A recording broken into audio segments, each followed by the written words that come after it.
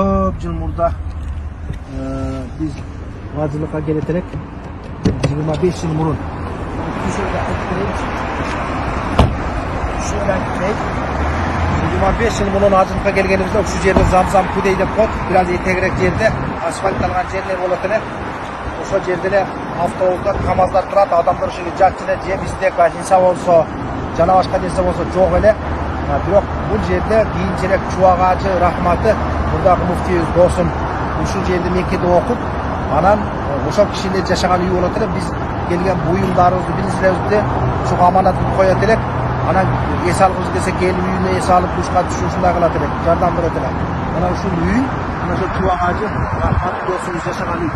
төртүнчү этажыбы сиздин этажында ишетсе муну аны жакшылап